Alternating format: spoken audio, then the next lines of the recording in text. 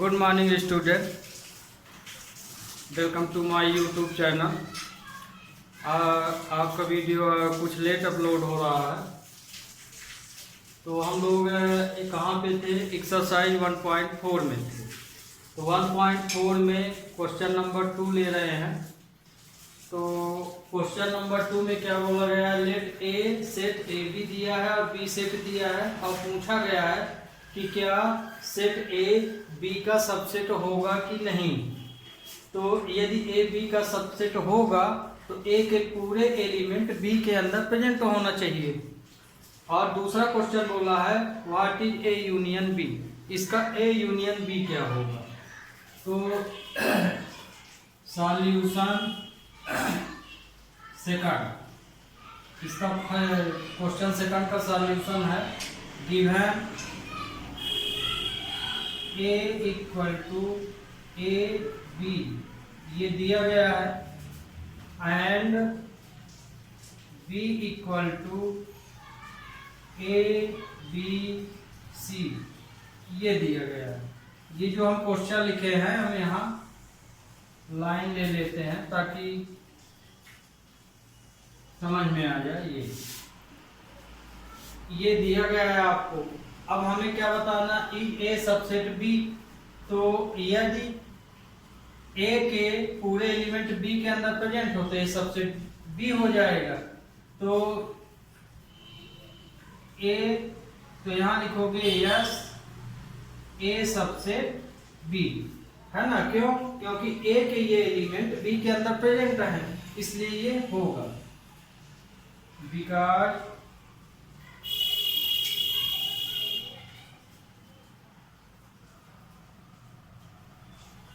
Element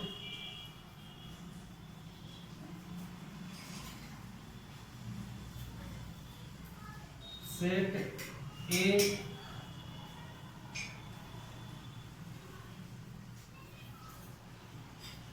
element of set ए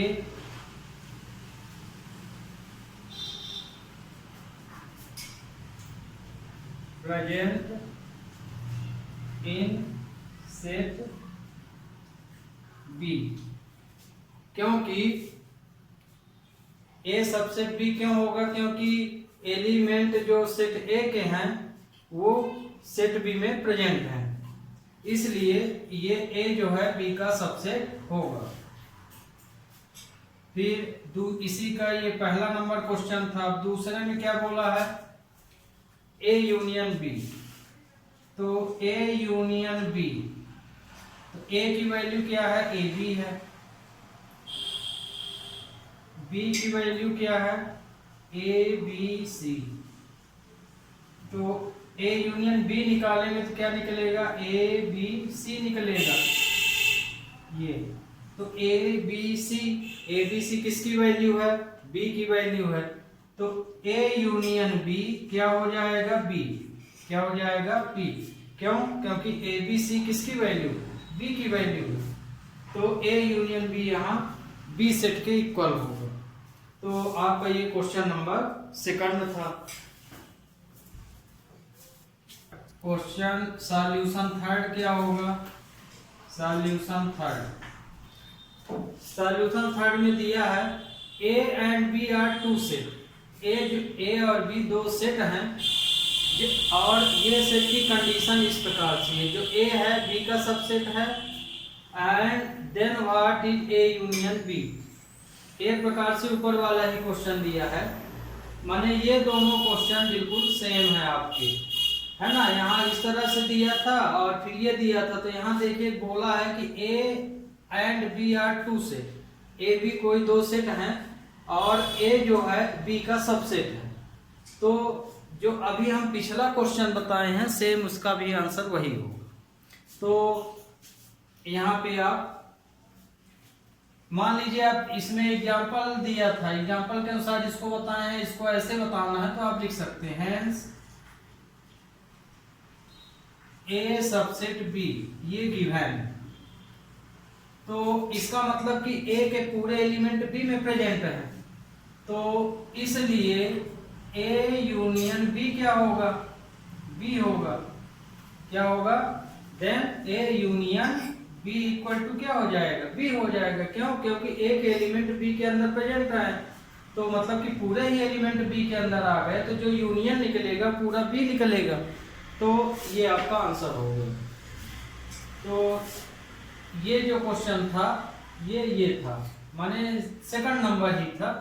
तो इसमें element नहीं दिया था, तो आप एग्जांपल से भी इसको समझा सकते हैं और ऐसे भी समझा सकते हैं।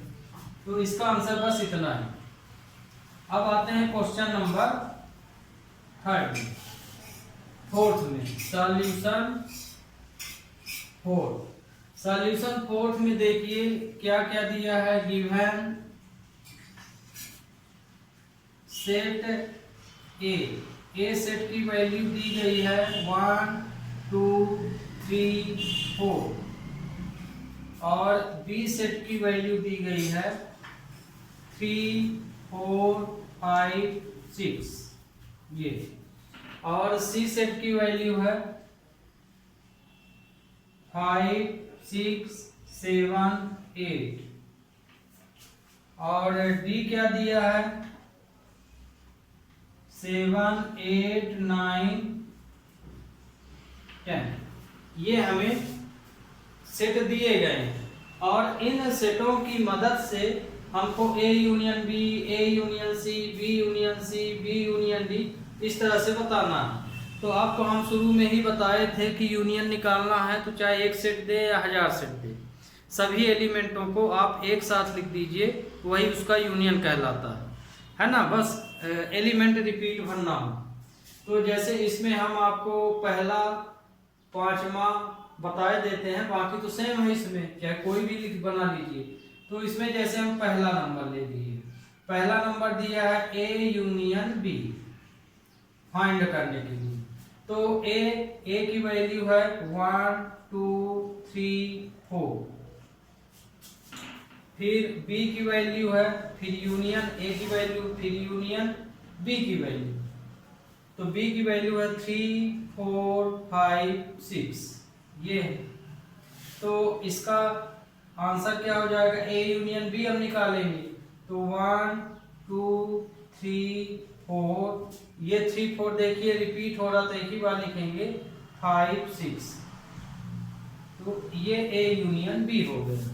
अब मान लीजिए हमको ए 5वां नंबर करना है, 5th number A union B union C. तो ए की वैल्यू क्या है, आगे तो हम वैल्यू यहाँ रख लें। तो ए की वैल्यू है 1 2 3 4, फिर यूनियन बी की वैल्यू 3 4 5 6, फिर सी भी है इसमें, तो सी की वैल्यू है 5 6 7 8। ये देखिए, तो A union B union C में हम आगे वैल्यू रख लिए। अब हमें A union B union C मतलब कि पूरे एलिमेंट एक साथ लिखना है। तो इसमें देखिए 1 2 3 पहला सेट तो वही आ जाता है, फिर आगे वाले के लिए देखते हैं रिपीट भरना हो तो 3 4 तो इसमें है तो नहीं लेंगे, 5 6 आ जाएगा, फिर 5 6 तक हो गया 7 8, तो ये आ जाएगा 7 8। तो ये हो गया आपका A union B union C. इसी तरह से आप सभी कर सकते हैं। मान लीजिए इसी में इंटरसेक्शन दे देता, तो इंटरसेक्शन का मतलब कि जो एक सेट है, 2 सेट है तो दोनों में जो कॉमन उसको लिख लीजिए, 3 सेट है तो तीनों में जो कॉमन हो उसको लिख लीजिए, 5 कॉमन है तो पांचों में जो चीज कॉमन उसको लिख लीजिए, है ना। बस ये इसमें डिफरेंस है दोनों में, यूनियन और इसमें। तो ये आपका क्वेश्चन नंबर 4th हो गया। तो क्वेश्चन 6, तो सॉल्यूशन 6 ध्यान रखिएगा। क्वेश्चन जो 5th है तो आपको हम बताए थे कि जो क्वेश्चन नंबर 1 दिया गया है उसी का यूनियन हम वो निकलवाए थे और इंटरसेक्शन। तो क्वेश्चन 5th वही है कि क्वेश्चन 1 का यूज करते हुए अब इंटरसेक्शन फाइंड कीजिए। तो आपको क्वेश्चन 1st में ही हम बताए थे कि इसमें आप दोनों फाइंड कर लीजिए। तो अब हम क्वेश्चन 6 ले रहे हैं। तो क्वेश्चन सॉल्यूशन 6, इसमें गिवन ए की वैल्यू दी गई है 3, 5, 7, 9, 11। फिर b की वैल्यू क्या दी गई है, सेम क्वेश्चन फोर्थ के अनुसार ही है, बस उन्हें यूनियन निकालना था, इसमें इंटरसेक्शन निकालना है। तो 7, 9, 11, 13 और c की वैल्यू है 11, 13, 15 और d की वैल्यू है 15, 17। ये क्वेश्चन में दिया गया है। अब हमको इसकी मदद से ये सब फाइंड करना है। तो इसमें भी 2 पार्ट वाले तो सभी बन जाएंगे। ये 3 वाला है तो 1 2 का, 1 3 का, एक ब्रैकेट वाला देख लीजिए, तो मतलब इसमें 1, 3, 8 और 9 को अच्छे से समझ लीजिए। तो जैसे इसमें हम पहला नंबर लिए A इंटरसेक्शन B, तो A की वैल्यू है 3, 5, 7, 9, 11। ये एलिमेंट दिए गए हैं सेट A में। फिर इंटरसेक्शन है ना, इंटरसेक्शन निकालना है। B में क्या दिया गया है, 7, 9, 11, 13 ये दिया गया है। अब इंटरसेक्शन का मतलब कॉमन पॉइंट, तो इन दोनों में कॉमन पॉइंट क्या है, इसमें देखिए 7, 9, 11, 7, 9, 11, 7, 9, 11 ये कॉमन पॉइंट निकल रहा, तो इसका आंसर हो जाएगा 7, 9, 11। तो इंटरसेक्शन में हम कॉमन पॉइंट लिख लेते हैं, जो दोनों सेट में कॉमन हो वो इंटरसेक्शन कहलाता है, इंटरसेक्शन एलिमेंट कहलाता है। तो अब इसमें देखिए अब 2 वाले बन जाएंगे। अब 3 वाला हम लेते हैं। 3 वाले में क्या दिया है, A intersection C intersection D। तो A C D के आगे एलिमेंट लिख लीजिए। तो A का एलिमेंट है 3, 5, 7, 9, 11 ये। फिर इंटरसेक्शन C, इंटरसेक्शन C, तो C का एलिमेंट है 11, 13, 15 ये। फिर D की वैल्यू है 15 और 17 ये दिया गया है। अब इन तीनों में जो कॉमन हो उसको मान लीजिए, तीनों में कुछ कॉमन नहीं आए तो उस स्थिति में आपको 5 लिखना है। तो यहाँ पे देखिए 11, 11 और इसमें नहीं कॉमन है, तो इसका मतलब कि इसमें हमें कुछ भी कॉमन नहीं है ना। जैसे यहाँ देखिए 11 है, यहाँ 11 है, लेकिन यहाँ 11 नहीं है। फिर छोटे नंबर तो यहाँ है ही नहीं, 13, 15 इसमें है, तो 15 इसमें कॉमन है, तो 17 कॉमन नहीं है। मतलब इसमें कुछ भी कॉमन नहीं निकल रहा है, इसलिए इसका आंसर 5 हो गया। ठीक, तो ये इसका आंसर हो गया। तो A intersection C intersection D की वैल्यू हो गई 5। अब यहाँ पे हम आते हैं, अब ये थर्ड बता दिए। अब देखिए 6 नंबर, तो 6 नंबर इसको हम मिटा दे रहे हैं।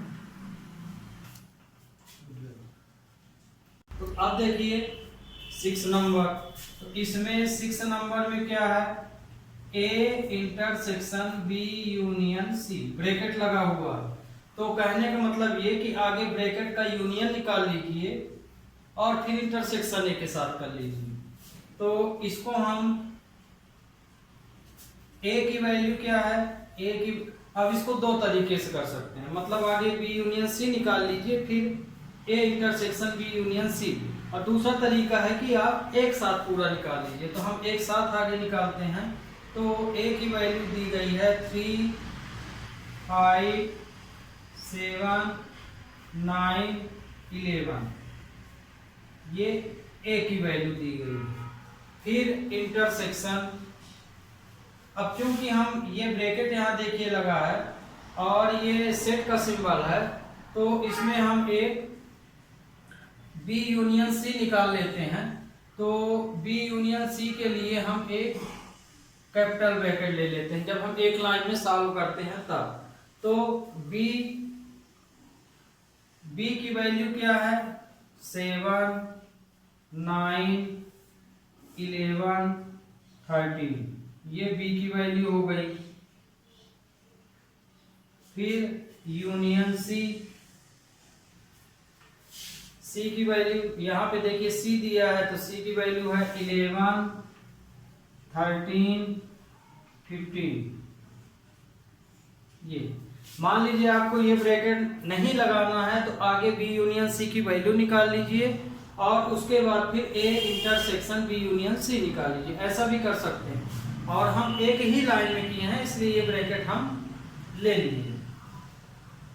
तो या कि फिर एक मार्क लगा दीजिए, नहीं लगाना है तो ये सीधी लाइन यहाँ इस तरह से बना सकते हैं। तो अब देखिए आगे हमको ये फाइंड कर लेना है। तो 3, 5, 7, 9, 11 इंटरसेक्शन। अब देखिए यूनियन निकालना है तो पूरे एलिमेंट एक साथ लिख लेना है। 7, 9, 11, 13 पहला सेट तो वही हो जाता है। 11, 13 क्योंकि रिपीट हो रहा है इसलिए 15 भर लिखेंगे। तो ये देखिए ये आ गया आपका बी यूनियन सी। अब इन दोनों में बस ये वाला तो समाप्त हो गया सिंबल, अब इंटरसेक्शन बचा।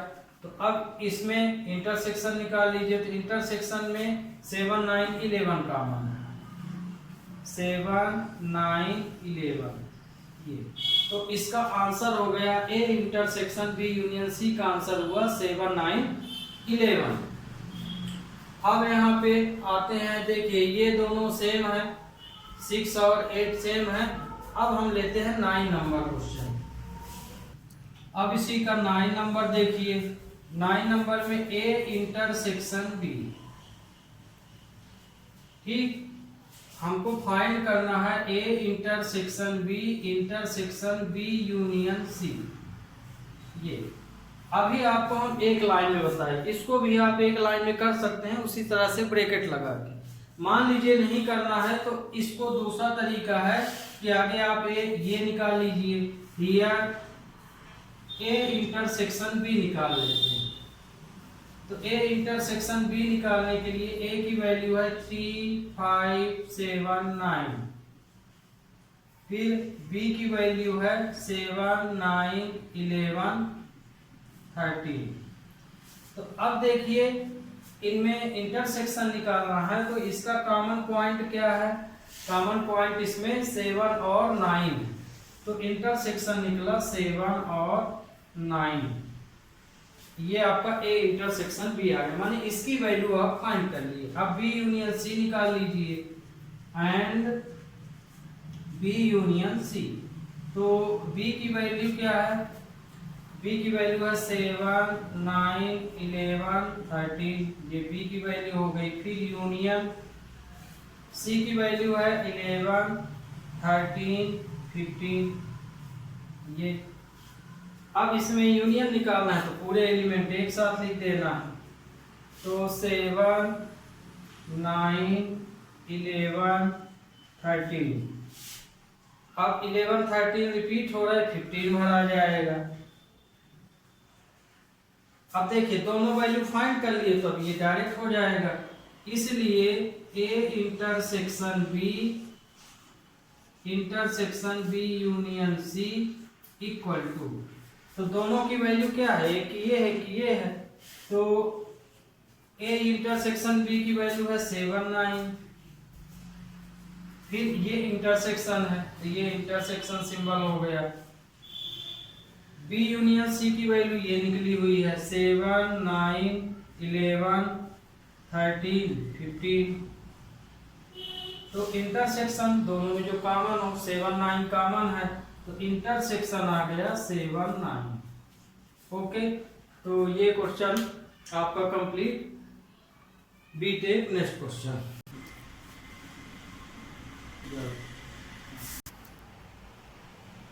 क्वेश्चन नंबर 7 में देखिए, अभी जो क्वेश्चन किए हैं वही था, अंतर ये है कि ये सेट बिल्डर फॉर्म में है, इसे आगे सेट बिल्डर फॉर्म को आपको रोस्टर फॉर्म में बदल लेना है।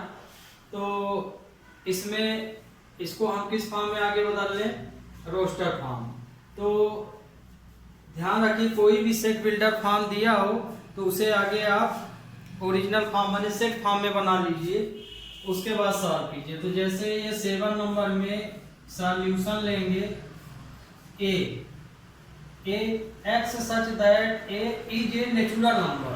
सिर्फ नेचुरल नंबर लिखा है, ये नहीं दिया कि कहाँ से कहाँ तक लेना। तो मतलब ये कि इन्फिनाइट तक है, ये इन्फिनाइट सेट माना जाएगा। तो मतलब कि नेचुरल नंबर 1 से शुरू होता है, तो 1 2 3 4 5 इस तरह से ये इन्फिनाइट तक जाएगा। तो ये इसका रोस्टर फॉर्म हो गया। फिर बी की वैल्यू देखिए क्या है। बी की वैल्यू में दिया है X such that X is N even natural number. यहाँ पे एक्स इवन नेचुरल नंबर है, तो मतलब कि सेट बी में हमें सिर्फ इवन नंबर लेना है, 2 4 6 8 इस तरह से। ये भी इन्फिनाइट तक गया। फिर सी नंबर में क्या बोला है, X such that X is an odd natural number. तो मतलब इसमें हमें ओड नेचुरल नंबर लेना है, 1 3 5 7 9 इस तरह से इन्फिनाइट तक। फिर इसी तरह डी में क्या दिया गया है, प्राइम नंबर।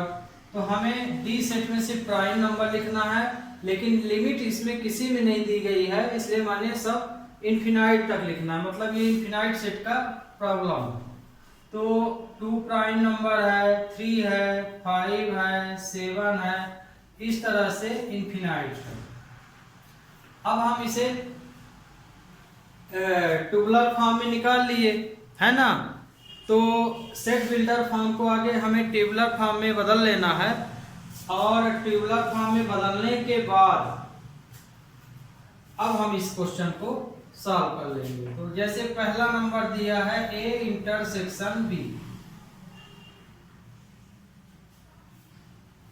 तो ए की वैल्यू दी है 1 2 3 4 इस तरह से इन्फिनाइट तक। फिर इंटरसेक्शन बी की वैल्यू क्या दी है, 2 4 6 8 इस तरह से ये भी इन्फिनाइट तक। अब इसमें इंटरसेक्शन निकालना है, तो आपको तो पहले ही पता होना चाहिए कि इवन नंबर है तो इवन नंबर भर इसमें आ जाएगा, है ना। क्योंकि इसमें ए में तो पूरे नेचुरल नंबर है और दूसरे में इवन नंबर है, तो दोनों से इवन नंबर ही निकलेगा, और तो हम ले नहीं पाएंगे कॉमन में। तो जैसे इसमें 2 आएगा, 4 आएगा, 6 आएगा, इस तरह से ये नंबर आते जाएंगे। ये तो इसका आंसर ये हुआ। तो इसके आंसर में आप बी भी लिख सकते हैं। आंसर इसका क्या लिख सकते हैं, बी, क्योंकि ये नेचुरल नंबर का ही सेट बनेगा। तो मतलब कि बी जो है नेचुरल नंबर का सेट है, इसलिए इसका आंसर आप बी लिख सकते हैं। नहीं लिखना है तो ये भी सही है। तो इसका आंसर हो जाएगा बी, माने ये सेट बी के इक्वल हो गया। तो ए इंटरसेक्शन बी की वैल्यू ये है। तो आपका आंसर ये लिखिए चाहे ये लिखिए। फिर दूसरे नंबर में ए इंटरसेक्शन सी, तो ए में दिया है 1 2 3 4, माने इस तरह से ये नेचुरल नंबर इन्फिनाइट तक गया है। और सी में किस तरह के नंबर लिए गए हैं, ओड नंबर लिए गए हैं। तो मतलब कि ओड ही नंबर आएगा कॉमन में, 3 5 7 इस तरह से ये इन्फिनाइट तक चला गया है।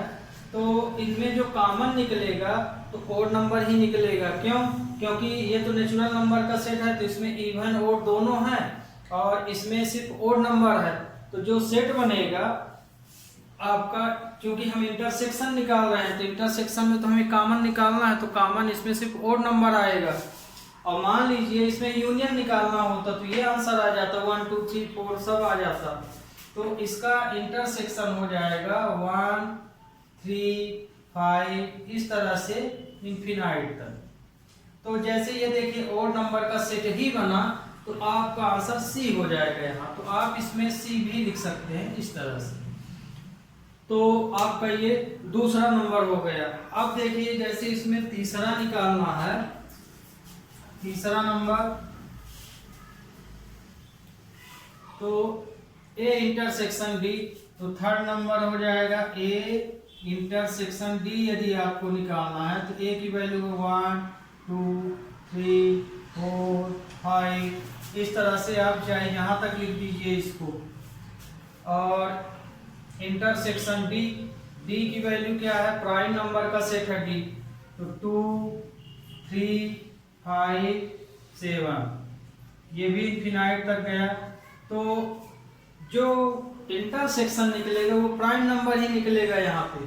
तो यहाँ पे इसका आंसर क्या हो जाएगा, कॉमन पॉइंट सिर्फ 2 मिलेगा इसमें, क्या मिलेगा 2, दोनों में 2 कॉमन, बाकी कॉमन पॉइंट इसमें और भी हो सकते हैं जैसे 2 के अलावा। तो चूंकि हम यहाँ कॉमन पॉइंट निकाल रहे हैं तो कॉमन पॉइंट में जैसे 3 भी है, 3 भी लिख सकते हैं इंटरसेक्शन में। तो क्योंकि 3 प्राइम नंबर है और ये डी जो है किसका सेट है, प्राइम नंबर का सेट है। और सॉरी अच्छा ये लिख रहे हैं, तो इसमें जो कॉमन पॉइंट निकलेगा ए के साथ तो 2 निकलेगा, 1 प्राइम नंबर नहीं माना जाता, 3 निकलेगा, फिर 5 निकलेगा, फिर 7 निकलेगा, इस तरह से ये प्राइम नंबर निकलेंगे। तो इसका आंसर डी लिख सकते हैं आप, या कि यही रहने दीजिए। फिर 4th नंबर लीजिए, बी इंटरसेक्शन सी। तो बी की वैल्यू यहाँ पे क्या है, बी की वैल्यू है 2 4 6 8, इस तरह से इनफिनाइट तक। और सी की वैल्यू क्या है, सी की वैल्यू यहाँ पे है 1 3 5, इस तरह से ये सी की वैल्यू दी है। इसमें इंटरसेक्शन निकालना है, तो इसमें देखिए ये इवन नंबर का सेट है, ये ओड नंबर का, तो कोई भी चीज कॉमन ही नहीं निकलेगी, तो इसका आंसर 5 हो जाएगा। ओके, तो इसी तरह से आप इनके आगे भी आप क्वेश्चन कर सकते हैं। We take next question. तो अब देखिए यहाँ पे question number 9, question number 8 just आपके 7 के अनुसार है। इसमें आपको डिसजॉइंट सेट बताना है। तो डिसजॉइंट सेट का आप डायरेक्ट डेफिनेशन तो जानते हैं कि जब दोनों सेट में कोई भी पॉइंट कॉमन ना हो वो डिसजॉइंट है।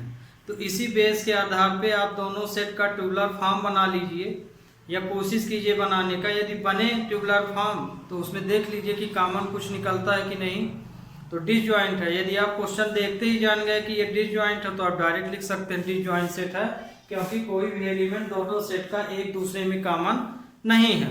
तो ये क्वेश्चन नंबर 8 आपका ऑब्जेक्टिव क्वेश्चन है, इसको आप कर लीजिएगा। अब क्वेश्चन नंबर 9 में आइए। सेट ए की वैल्यू दी गई है, बी सी और डी की वैल्यू दी गई है। इसकी मदद से अब हमें a minus B A minus C ये निकालना है। यहाँ पे a minus B A minus C का मतलब ये नहीं है कि हम a माइनस बी लिखा हुआ है तो हम इनको माइनस कर दें कि 3 माइनस 4 6 माइनस 8, इससे मतलब नहीं है, क्योंकि ये एलिमेंट कहलाते हैं तो इनको हम माइनस नहीं करेंगे। तो ध्यान रखिए, a माइनस बी का मतलब ये होता है कि b का कोई भी एलिमेंट जो माइनस के बाद नंबर लिखा रहता है, माने b लिखा हुआ है, तो इसका मतलब ये हुआ कि b का कोई भी एलिमेंट a के अंदर प्रेजेंट नहीं होना चाहिए। तो हमें वही एलिमेंट लिखना है जो b के अंदर प्रेजेंट ना हो। तो जैसे इसका आंसर देना है हमको, तो जैसे आगे तो सेट लिख लीजिए। सेट क्या दिया है, 3 6 9 12 15 18 21, ये सेट एक एलिमेंट है। फिर माइनस ये किसके है, बी का एलिमेंट दिया है 4 8 12 16 20, तो इसका आंसर लिखना है।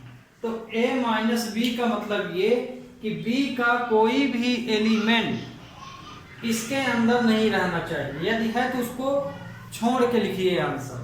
तो जैसे इसमें देखिए 4 इसमें नहीं है, 8 भी नहीं है, 12 देखिए प्रेजेंट है, 12 जो है दोनों में प्रेजेंट है। तो अभी हम डेफिनेशन क्या होता है, b का कोई भी एलिमेंट a के अंदर नहीं होना चाहिए, माने हमें 12 को छोड़ना पड़ेगा। फिर बाकी 16 भी नहीं है, 20 भी नहीं, मतलब कि b का एलिमेंट 12 जो है इसके अंदर भी प्रेजेंट है। तो इस 12 को निकाल के आंसर लिख देना, मतलब कि इसका आंसर हो गया 3, 6, 9, 12 को छोड़ देना है, क्योंकि बी का कोई भी एलिमेंट इसके अंदर नहीं होना चाहिए।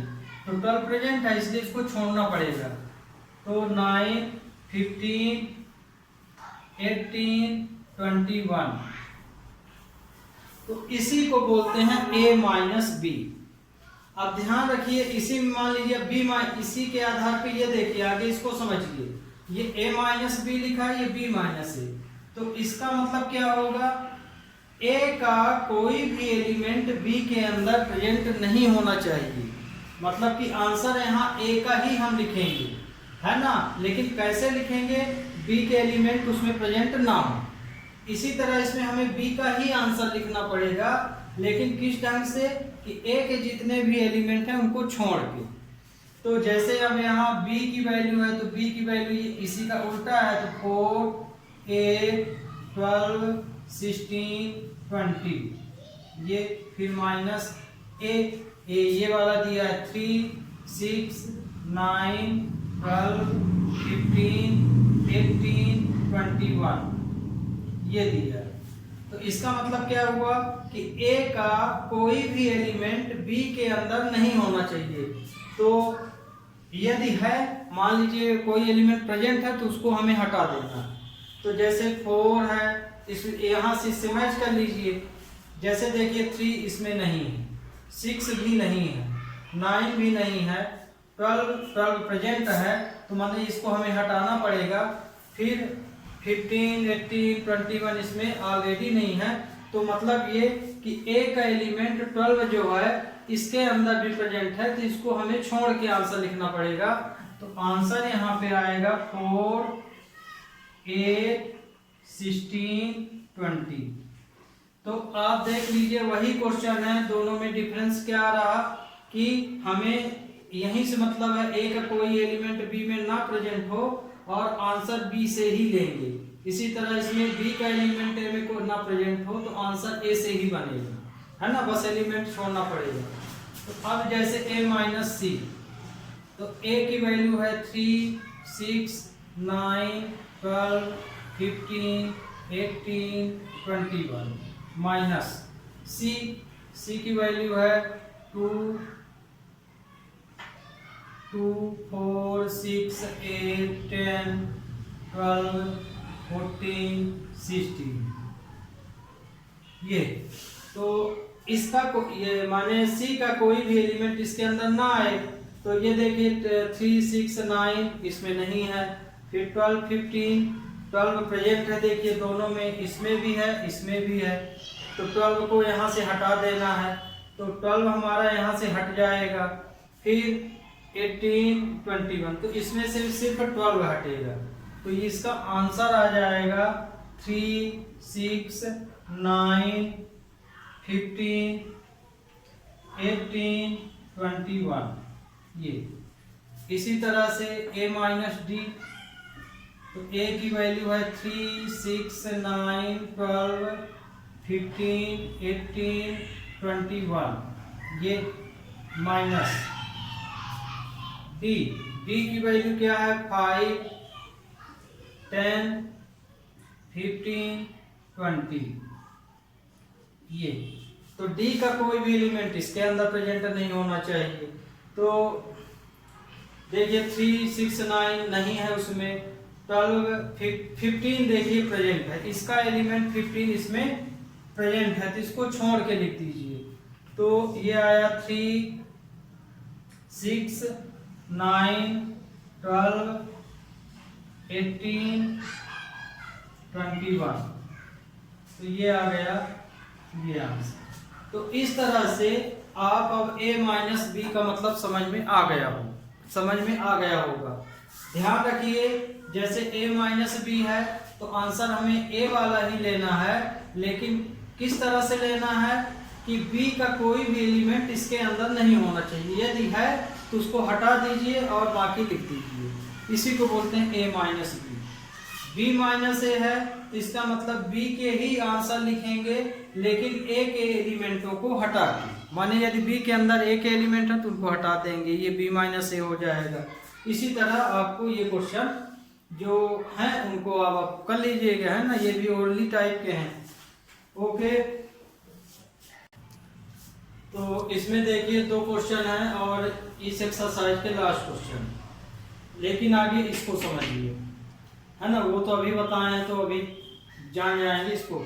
इसमें देखिए if R is the set of real number, तो रियल नंबर तो सभी होते हैं, सिर्फ का इमेजिनरी नंबर को आप छोड़ दीजिए तो बाकी जो जितने भी नंबर होते हैं सब रियल माने जाते हैं। नेचुरल है, होल नंबर है, रेशनल नंबर है ना, ये सब क्या होंगे, प्राइम नंबर है, कंपोजिट नंबर है, ये सब रियल नंबर माने जाएंगे।